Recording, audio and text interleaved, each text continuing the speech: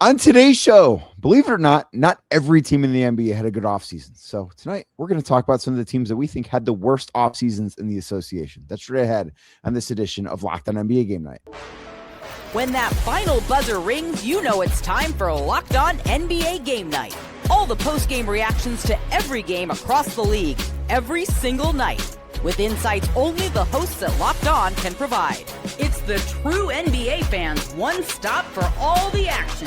Every game, every night. It's Locked On NBA Game Night. Tipping off now.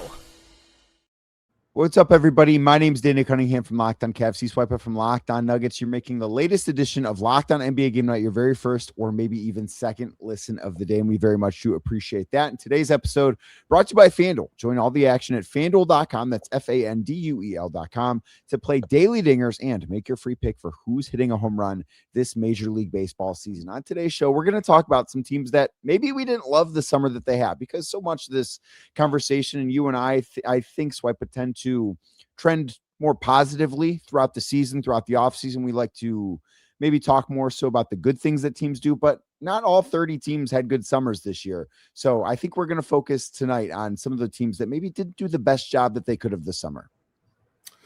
Yeah, I think the CBA has unfortunately been a very common theme for us to talk about here on Locked On NBA Game Night on Sundays with Danny and I. And I think tonight it's just going to be another one of those examples of the limitations of roster building, and some of this is the excuse making of owners as well, as we're going to talk about here in a little bit. But the NBA is different now. This is a different era.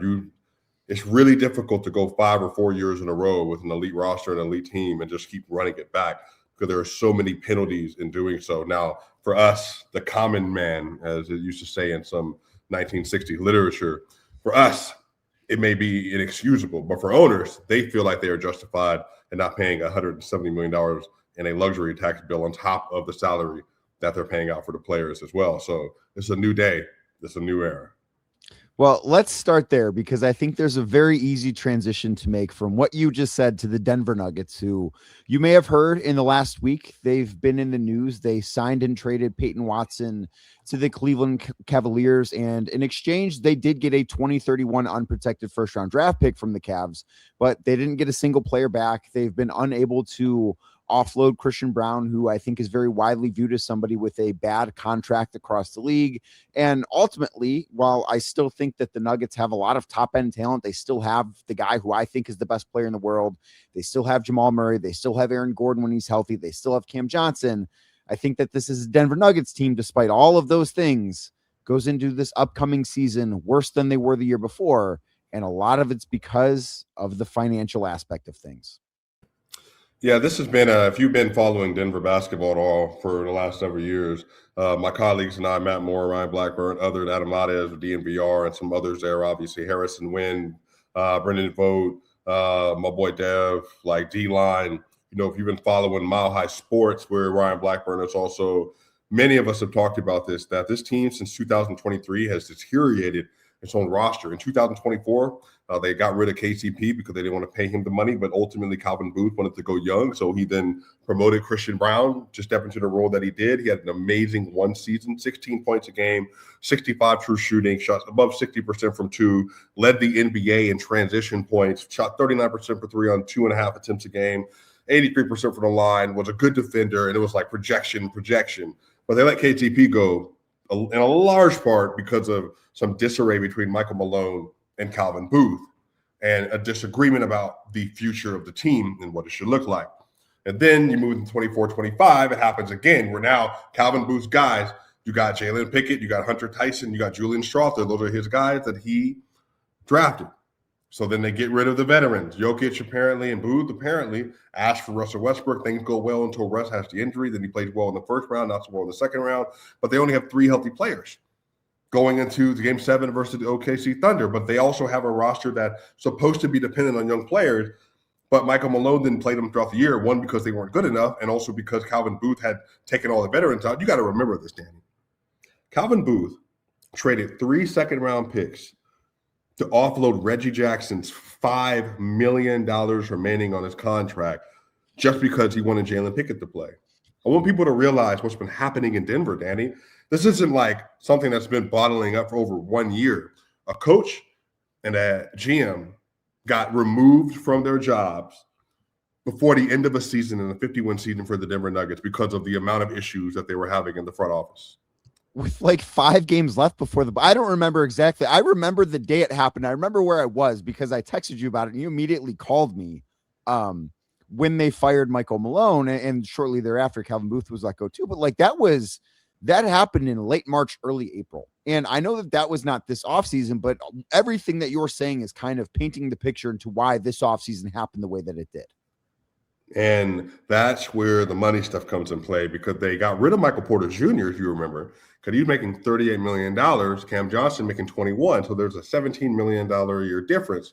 And they gave up a first-round pick to do so. I'm still cool with the pick. That had to go. The trade needed to happen for several reasons. Then they get Valanciunas because of that $10 million they have available to them. But they still can't get rid of Dignagy, who, again, Calvin Booth gave an extension to for 4 years, $32 million without proving that he deserved that money. So they made good financial decision getting off Porter, and then immediately gave Christian Brown $25 million a year off of one good season. And again, he was young. He's only 24, so you can see the future projection with him. But it was just too much money for what he had done in the league and where the CBA is. And many people like me were saying he really deserved around 18 mil, which is what Andrew Nembhard got for the Indiana Pacers. They played the same position. I think Nembhard better. It just makes sense. So you have these monies on your roster. Jamal Murray making $52 million a year. Now, Dan, I don't know how you feel about that. Jamal's an all-NBA player. He's making the max. That's not a super max. To me, 52 is just – that's the market deal for a player like that, personally. Totally. And he's in his prime. So, but Aaron Gordon, he's making 30 plus. But again, he's also a really good player when he's healthy. And then you got Christian Brown making 25. So it's like Jokic is making the uber best player in the world, highest paid player in the league, max. And then you got Murray making 52. What you're supposed to do, Danny, is every other contract has to be able to fit in with that structure. But Denver was like 60, 52, 30, 25, 21. And now they also don't have draft assets because their previous GM traded their draft assets away. So now it's like, well, we can't offload contracts that we have. We don't want to just trade good players. So what do? Now, Peyton Watson, you're asking for too much money. And granted, you haven't had but half a season where you really played in a way that worth that kind of money. So they make the judgment call to say, we're not paying you $22 million a year, when Matt Moore, myself, and Ryan said 22 is a number that all of us would be comfortable paying. Because that's even below the $27 million that Trey Murphy is making.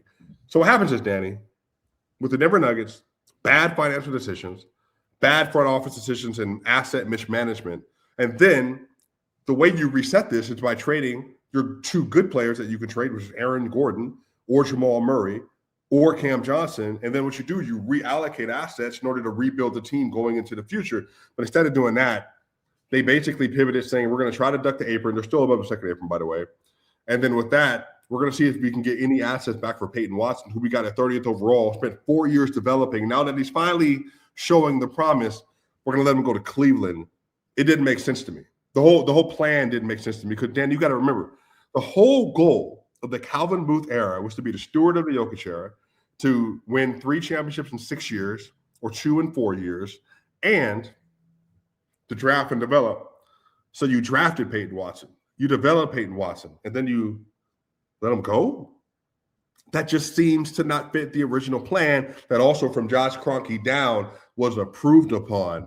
And now you're offloading your best blue chip player for 1 first-round draft pick because you need the salary cap flexibility to get under the second apron because of decisions you've made as well. It's just like, hey, you're your own worst problem in some ways.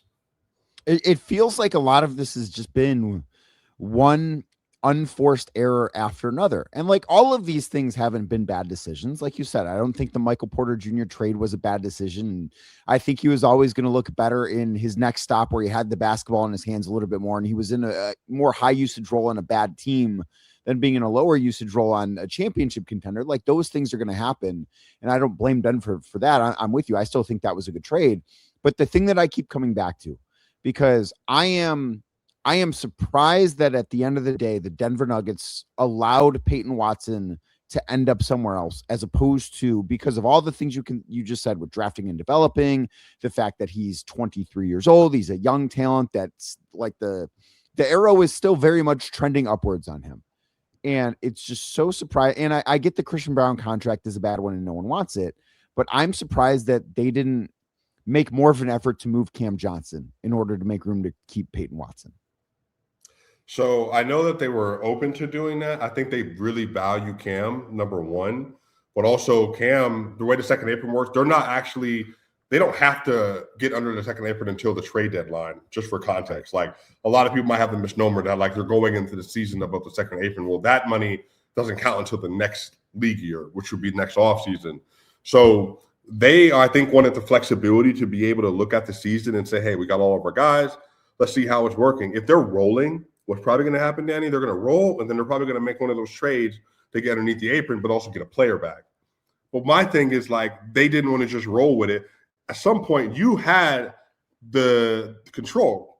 Just tell Cleveland, hey, sorry, but no, we're not going to work with you on making this trade happen. That's all that needed to be done. And then eventually Peyton has to sign whatever he's going to sign because he's not going to get the qualifying offer. But instead of doing that, they just felt like, and this is where me and KSC disconnect, and Josh in particular, or Stan. Stan probably didn't want to pay the money, which is about right. Josh may have wanted to keep him. Stan didn't want to pay that money. It's typically how that works, by the way. So why would you draft both of these wings, overpay one of them, and then not pay the other at all when the other one had higher upside than the one that you paid? And for me, Peyton was like potentially going to be like the next iteration of Denver. You know, that was the whole point. It's like he is going to be like a part of their, hey, you're a core player. And then once Jamal and Aaron, get in their 30s, you're going to be 27. Hey, it might be you and Jokic at that point. So, but but that's, to me, that's too smart. That's like too good of decision-making to make in this process. I think it was a terrible decision. I think that it was a cowardly decision based on money. I don't like the fact that NBA teams and fans have to miss out on talent, and Jokic has to miss out on talent because of money decisions, especially when, as you said, they're unforced errors. And that's why I think Denver is having the bad offseason that it's having. And on top of that, Jokic said, I'm going to sign next year. I believe he's going to sign next year. But now you're just putting even more pressure on him to have to perform. And next year, what if he says, like, you know what? I'm good. Well, and we'll wrap it on this because I listen to Locked On Nuggets all the time. I do. And it's not just because you and I are friends. I listen when Matt and Ryan are on there. I listen to your shows. And Matt said something that really stuck with me when I was listening to you guys reacting to the sign and trade. He said, he thinks Jokic is going to sign that extension, and everybody thinks that. But if the Denver Nuggets didn't want Jokic to sign that extension, their offseason doesn't look much different than it does. Like, they're doing a lot of things that don't point to, hey, we really want to keep you. I know they really want to keep him. I'm not saying they don't, but like, they are doing things that if you are Nikola Jokic, you look at and say, what are we doing? And that's never a good thing when you have a star player the caliber of Jokic. Yeah, it's unfortunate. And again, I really ask myself, like, sometimes it feels like I have to ask myself, do people know what they're doing? And maybe they do. But again, Danny, I want to say, last year, it felt like they didn't have much of a vision. Then they made the swing trade for Cam. Maybe there's a whole plan and we're just not aware of. So I do got to give them some benefit of it out in that. But right now, Nuggets Nation, Danny, feels the exact opposite as Cavaliers fans feel right now. Yes, I very much have gotten that sense over the past week or so since that trade has gone down. But the Denver Nuggets are not the only team that has had a subpar offseason. We're going to talk about a few more because there are a couple of teams that actually did nothing after not being very good the year before. So we'll dive into those next right here on Locked On NBA Game Night. But first, today's show is brought to you by FanDuel. Baseball fans, if you think you know who's going to hit a home run today, FanDuel is giving you a free chance to call your shot with daily dingers. It's easy to play. You just make your free pick for who you think is going to hit a home run in their next game. And if you're right, you'll receive a profit boost to use on your next bet for a chance at extra winnings. And best of all, you can make a free pick every day throughout the Major League Baseball season. Daily Dingers, it's a fun way to stay engaged with every day's games, whether you're following your favorite team or maybe you're keeping an eye on matchups that are going on across the league. Every game, it's got someone capable of going deep. And now you get the chance to make your prediction before first pitch. Personally, I'm a Cleveland Guardians fan. They're starting to heat up a little bit. They're starting to hit a few home runs. Maybe that's because they were in Colorado where, that baseball is going to fly out of the yard quite a bit inside Coors Field. Joe Adell has been red hot lately. They're taking on the Angels starting on Monday. Maybe Joe Adell keeps it up. Maybe he's going to go deep. Again, he could be your pick on Monday with Daily Dingers on FanDuel. So if you're ready to play your game today, join all the action at FanDuel.com. That's FanDuel.com. Again, FanDuel.com to play Daily Dingers and make your free pick on who is going to go deep. Play ball and swing for the fences on FanDuel, an official partner of Major League Baseball. Thank you again for making this edition of Locked On NBA Game Night your first watch or listen of the day. If you are watching on YouTube, please do us a favor. Thumbs up button, notification bell, click subscribe. And I apologize, my voice is a little bit hoarse. It's been a lot of talking in the month of August, which I'm not used to considering the Cavs have been busy. So Locked On Cavs podcasts have not slowed down, which is a little bit of why my voice is kind of raspy right now. But we talked a lot about the Denver Nuggets maybe not having the greatest of off seasons. And did you know there's a team that wasn't a playoff team last year that has somebody that I think is in the same stratosphere as Nikola Jokic, maybe not like right now, this moment, as far as among the very, very best players of the world, but he's a probably top 12 player. That guy be Stephen Curry. And can you explain to me what Golden State has done this offseason? And you actually don't even need to unmute your mic because they've not done anything. Yes, they made a nice draft pick, Yaxel Lendenberg from the University of Michigan, who had a very nice summer league. But other than that, the Golden State Warriors have done nothing to improve. They thought they might get LeBron. They thought they might trade for Anthony Davis. They didn't do either of those things. This was a play-in team last year. Jimmy Butler, of course, tore his ACL in January. We don't know when he's going to be back. Moses Moody had that brutal knee injury. We don't know when he's going to be back. But the Golden State Warriors they're not wasting Stephen Curry's prime, right? Like, he's won 4 titles. I think he's not in his prime anymore, but they're wasting the final years of Stephen Curry. And that, I think, qualifies as one of the worst off seasons in basketball. Yeah, they made a swing for the fence right when they got Jimmy Butler. And if I remember correctly, Denny, like the last 27 games 2 years ago, they were like 23-4 with Jimmy in the lineup. They had like the best offense, the best defense, top 3 offense in basketball. And then they got hurt. And I think what's happened is, as this dog next to me is chasing his tail in a circle, by the way, y'all, it's the funniest thing of all time. What happened is that I think that the Warriors, they've spent so much money with the roster. Moses Moody goes with this crazy injury. They got KP, but here's the thing, Danny, like, their roster is actually not terrible. It's like, it is good. You can at least see what it is that they need and what they have on the roster already. But, like, they're going to be starting with Steph Curry, with Brandon Podziemski, Jimmy Butler, whatever, Draymond Green, Kristaps Porzingis, Santos, Yaxel Luxembourg, DeAnthony Melton, Horford, Will Richards. It's not terrible. That's a playoff team if they're healthy. But I think that's the problem, is that they have very clear needs. Really, Warriors fans have been asking for this since even when Kevin Durant was there. Can we get a combo guard next to Steph, please? They went and got CP3, last year, 2 years ago, but like, he was obviously ancient by that point. But like, they've been needing and they've been trying to find that player, and obviously Jordan Poole was that. But that's really what they've been needing. They need a combo guard. They, in some way, need a little bit of a rim runner to help them, which is some basic things around the rim as well. But I think the NBA, where the market is right now, they probably just didn't feel like they had the assets to go and get them. But to your point, Steph is only going to be around but a little bit longer in the NBA. And right now, he's still playing at an all-NBA level, and maybe that maintains itself for the next couple of years. But Steph Curry, y'all, he's 38 years old. He's going to be 39 during this upcoming season. I know that doesn't feel super old because it's really not in this NBA anymore now, just because of where we are. But I think like I also would like to see Steph Curry be able to be in a competitive situation this year and then the next year after that. But also, Curry's a free agent after this next year as well. So some of this is there a world where they do right by Steph? Where he said, hey, you know what? I want to try to compete and win. I don't think that's going to happen. That seems like not going to happen at all. But you're not the first person to bring that up though this summer. Like that's been brought up before. I want to say maybe I'm going crazy, and please correct me. Please correct me if I'm wrong. Maybe I'm going crazy. I want to say that this was mentioned by Mike Dunleavy that like if that happened, they would acquiesce to that. And like I don't know if that's telling the future, but I don't know that you just go out and say that. Well, do you think that's wrong to say that like Steph means so much to us? I think it's wrong I think it's wrong to admit publicly that it could potentially happen at some point. I don't think like if it came to that, the Warriors should do right by him. 100%. He's earned that. But I don't think that you should be saying that publicly. I don't think you should ever let that get out.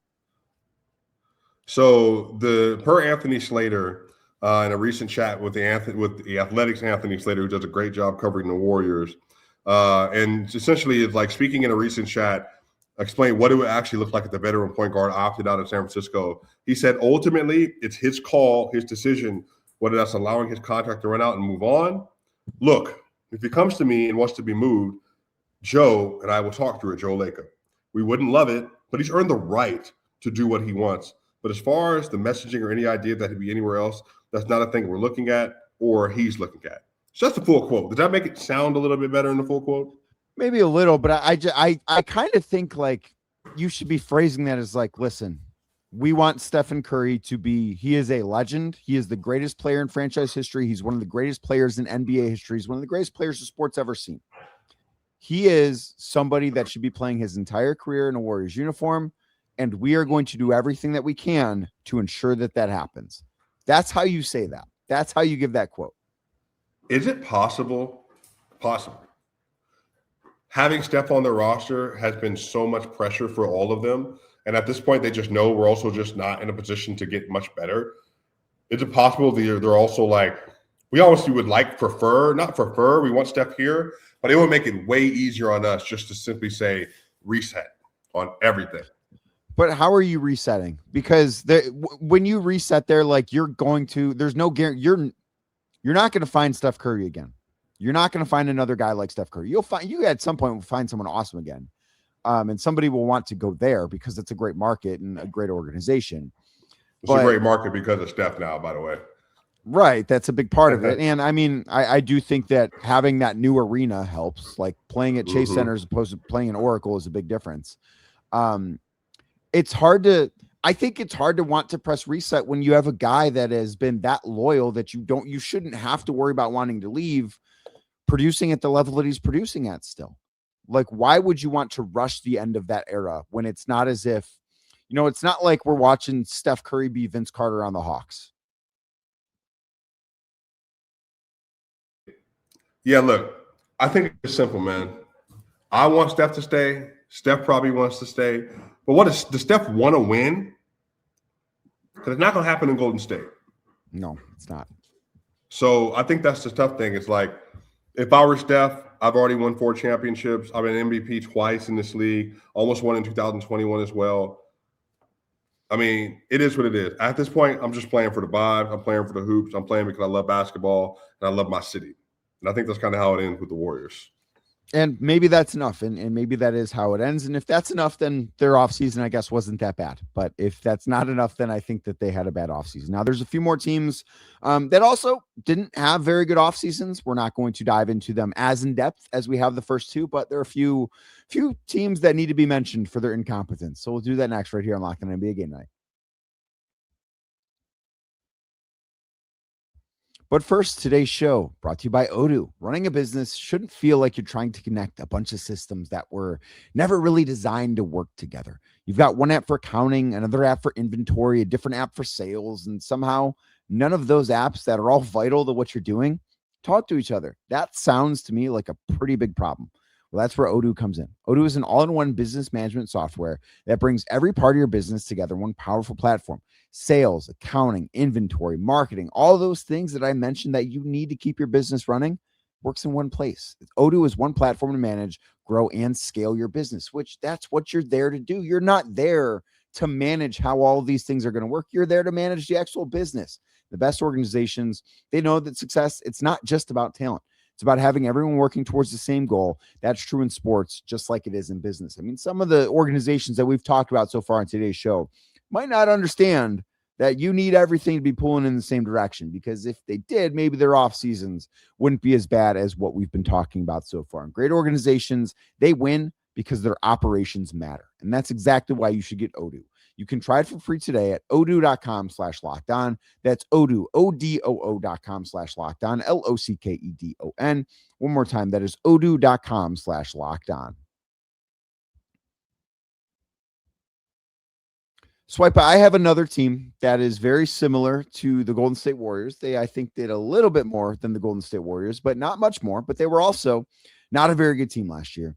And that would be the New Orleans Pelicans, who are largely just running back the same group that last year won 26 games. Now, they went into the season with Willie Green as the head coach. They fired him relatively early on in the season, which kind of tells you they probably should have just found a new head coach prior to last season starting.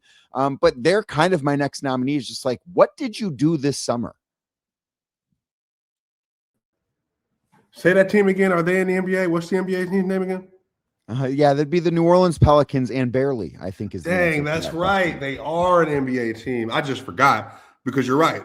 Wait, didn't they trade? Help me. Didn't they trade a first-round pick last year in the draft to get Derek Queen instead of just waiting for the next year where they could get an even better player maybe? Now, Derek might be a good player. But to your point, they got Herb Jones, Trey Murphy, Zion. What we doing? I feel the exact same way as you. They don't have the roster that can compete. They don't have a roster that just, even for blue chip talent moving forward, right now, I'd be willing to guess if Trey Murphy and Herb Jones were like actually on the like available as trade partners, they could get at least 6 first-round picks for both of those players combined, I imagine. I mean, they're both on very good contracts, and that matters. I don't know that I don't want to say that matters as much as the guy you are trading, but like that's a big part of the equation. You need to be able to, if you can trade guys that are very talented and on very manageable deals in today's financial climate in the NBA, that's a really, really valuable thing. Like that is almost more valuable than trading a star on a max deal. And I think this is like, what's the direction for them? Because right now they have Jeremiah Fears and they have Derek Queen. They got Eve Misi. Like, you have a future. Like, you have the ability to get better, obviously, but you need to let these players work out what they're doing. But you've got DeJounte Murray and Jordan Poole on the roster. Like, you have so many veterans. It's like, well, are we competing? Are we trying to make the plan? Are we trying to make the playoff? But you're also not good enough to do that either. So I just feel like they're a team that it very easily should be hitting the reset button right now and just saying, we're going to build completely for us the future. We're going to Fears and Queen, Eve Misi, y'all are the core right now. And if Zion wants to be there, you want Zion to be a part of that, then let Zion be a part of that. But having all these other players that are just kind of like there, but maybe I don't want to say like it's not a good vision, but I just don't know exactly what Mr. Joe Dumars is trying to accomplish with this roster, with some of the trades and decisions they've made, and then the contract they have on the roster. There just doesn't seem to be any clear vision that this is what we're trying to execute. But maybe this will help them that this year, Danny, because now with the new draft odds, they no longer have to worry about finishing with the worst roster in the NBA and the worst record. So perhaps it's going to aid them that they'll be able to fall between 5 and 14 and maybe get a top 1, 2, or 3 pick this next year to get maybe an 8, I don't know, an age 8 advanced level of player to really truly rebuild around. I have no idea. I don't know either. I don't understand why they thought that running it back was even a palatable idea. They were a bad team last year. They're not going to be good again this year. I don't think there's a team in the NBA right now that is interested in trading for Zion Williamson, because I do think like he is the one guy on that roster that was probably the most available And I don't think teams were interested in him because you can't count on him to be on the floor. The talent is obviously undeniable, but you can't count on him to be on the floor. A couple of other ones I wanted to get to. The Boston Celtics, obviously the Jaylen Brown trade, like getting Paul George and a decent first-round draft pick back, I think is okay. But I also look at it and say Jaylen Brown is a Finals MVP. He was a All-NBA guy this year, and that's all you got. Like that just to me feels like a bad offseason move. Well, I think that's the issue, though, is like the reason why they made the trade because of the CBA. It's the exact same thing. Is Jaylen Brown's production worth the amount of money that we're paying him? Is it worth $300 million? And again, the analytics community that's in Boston, there are members reportedly that said that Derek White is more important to them than Jaylen Brown is. And Derek White is not making Jaylen Brown money. So that's ultimately what the 10 years of service came down to. Thank you for the 10 years. Thank you for the championship. Thank you for the memories. But it is untenable for us to have to pay Jason and you. I'd rather just pay Paul George $50 million for the next couple of seasons. And then once he's out, we're done with it. And we can just move on to a strictly Jason Tatum-led team. I am very interested to see what that roster is going to be like around Jason Tatum, or how that team's going to work. We know what the roster is going to be. They did sign Mitchell Robinson, which I think was a good move. Like I do like that. I still think that the Celtics are going to be a good regular season team again. I have my doubts about them in a playoff situation, the same way that they've looked the last couple of years since, this past year, obviously no Drew Holiday, trade Kristaps Porzingis. The year before they're beat up, but like they were going to lose that series, I think, to the New York Knicks anyways. The last one I wanted to get to was the Milwaukee Bucks. And this one might sound a little unfair because of the situation they were put in, but this is almost more about why didn't they just trade Giannis sooner? Why didn't they rip this Band-Aid off at the trade deadline last year, last summer, before right now? Because this to me has just all been like, this could have been done. Would that not apply to Steph Curry and the Warriors? No, because Steph hasn't done this dance of wanting out, where Giannis very clearly wanted out and also didn't want to be the bad guy, where Steph has not done that. That's the big difference here, is that, and Steph has won 4 titles and Giannis won 1. That matters, I think, a little bit too. But the Giannis, like, kind of demanding trades, but not publicly demanding trades, but saying I want to be traded, or like send me to the Knicks last summer, like all those things that have happened, I think makes that different. So like, I just, it's less about this summer. I didn't love the package they got back. I did like one of the draft picks they had. I think the Burries kid's going to be a really good player. But just like overall, I just feel this should have been done sooner. And I'm still annoyed at the Bucks that it wasn't. Yeah, they definitely could have got more for him, but I think they made out okay with the Heat package. Like, it's not – they got a good amount of picks, obviously, for it. They got, obviously, some good young players back. I think them being able to have, like, Yakuchonis and then also have Khalil Ware coming back in this deal, plus, obviously, what Barry might end up becoming. They got first-round picks in 31, 33, and they got a pick swap in 30. Like, and then Tyler Hero included that, and Jaime Jaquez. So they got basically the 6th man of the year. They got 2 very young players that could grow into something, and they got other draft picks as well to build around. It's not terrible. It's not bad. And I think, who knows? Tyler Hero maybe he's an all-star again as well. So they could also flip some of those assets for more if they went down the road. But I do wish he was traded sooner. I think I might feel better if they would have been the team that ended up with Peyton Watson too, because they were one of the teams that was connected to Peyton Watson in a sign and trade. And if they would have ended up with Peyton Watson, I think that may have changed my tune on their offseason just a little bit. Sure. Yeah. But that's going to do it for this edition of Locked On NBA Game Night, where, we actually talked about some negative things. We talked about some teams that didn't have very good summers. So what you need to do is make sure that you're subscribed to this show on Apple, on Spotify, on YouTube, or wherever else you might be listening to your podcast. If you are watching on YouTube, as we get out of here, please do us a favor, hit the thumbs up button, click that notification bell as well. And this show will be back tomorrow talking more about all the things going on in the NBA.